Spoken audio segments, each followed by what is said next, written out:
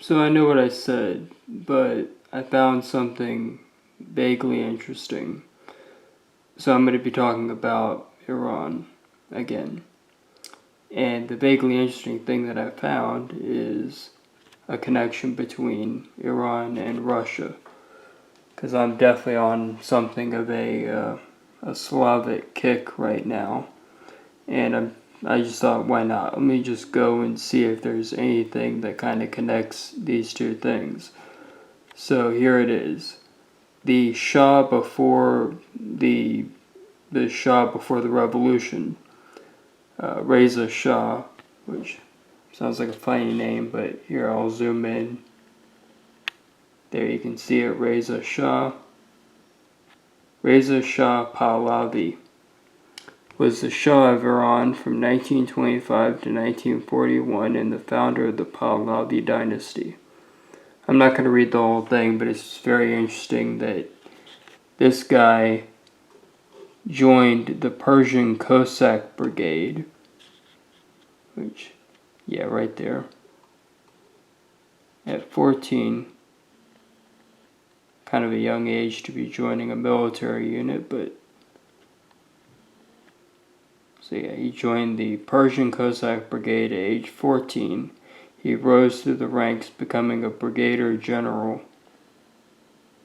So he did pretty well in that. Yeah, it was just an interesting connection. He marched towards Tehran and seized the capital, and he would later go on to be the leader.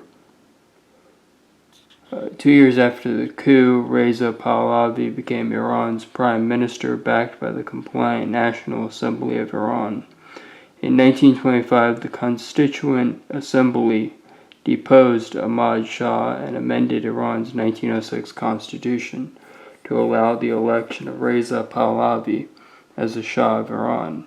He founded the Pahlavi dynasty that lasted until it was overthrown in 1979 by the Iranian Revolution.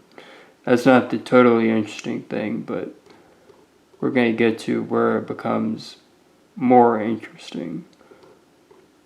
So he rose in the ranks of the military, the Cossack unit or brigade, and then became the leader of the country. And then his son was the one that was the Shah when the revolution kicked off.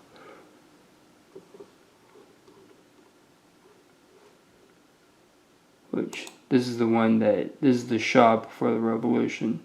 Mohammad Reza Pahlavi was the last Shah of Iran from 1941 to 1979.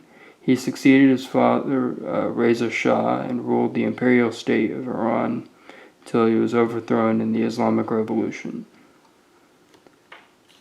And what's interesting, or kind of disturbing, is that I totally could see history repeating itself. I think I've said this to one person. I could totally see what's going on, them bringing back the whole institution of the Shah, or king, and then having conditions go right back to where they were before the revolution, and then creating an entirely, creating a whole revolution because of that. Because, there were reasons why this guy was kicked out. It wasn't totally, he was kicked out for very good reasons. So if we go to, and people are going to get tired of this, but let's just go to the Islamic Revolution. Okay.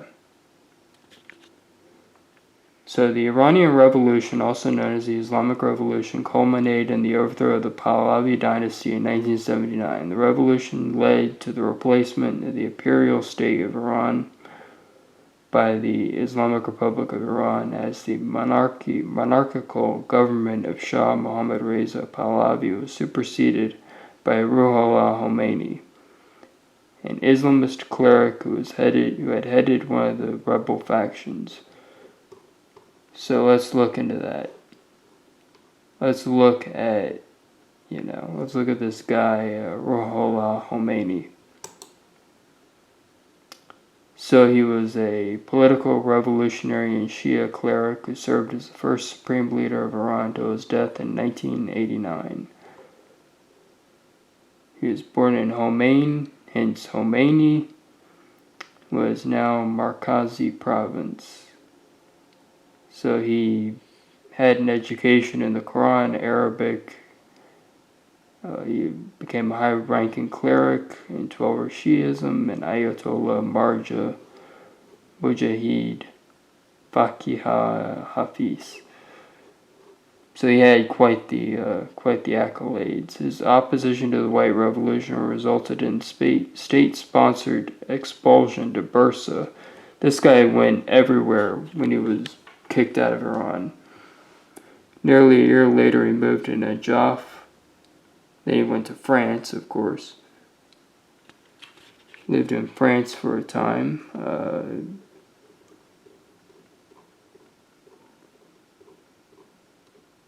He wrote books, he made tapes, and the tapes would just get out to his followers in Iran, and in a weird way, he kind of had the right idea when it comes to how to basically run a revolution without being there.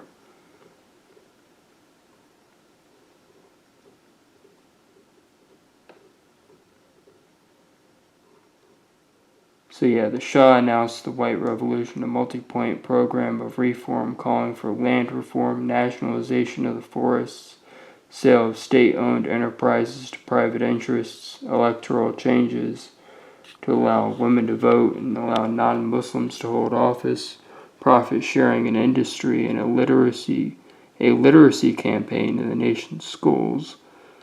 So this just kind of looked like westernizing by the average person. Khomeini didn't like it, and neither did many of the religious leaders. So that's basically the huge reason why he was kicked out, is this guy just offended the most powerful people in Iran at the time. Khomeini also attacked reform measures such as the elimination of the restriction that only male Muslims could be judges, complaining that henceforth Jews, Christians, and the enemies of Islam and Muslims are to decide on affairs concerning the honor and person of the Muslims. Khomeini summoned a meeting of the other seniors of Qom and persuaded them to decree a boycott. So it wasn't totally for one reason that this guy was kicked out. The Shah was just very, very unpopular.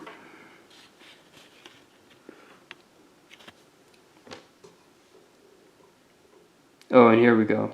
On the afternoon of Ashura, Khomeini declared a speech at the Feyziyeh Madrasa, drawing parallels between Caliph Yazid I, who is perceived as a tyrant by Shias, and the Shah, denouncing the Shah as a wretched, miserable man, and warning him that if he did not change his ways, the day would come when the people would offer up thanks for his departure from the country.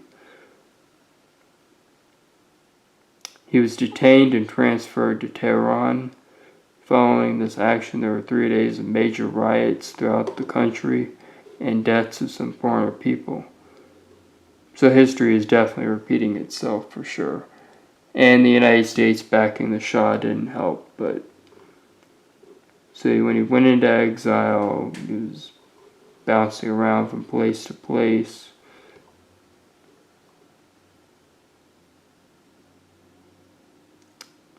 And like I said, he went to France, you can see, just zooming in.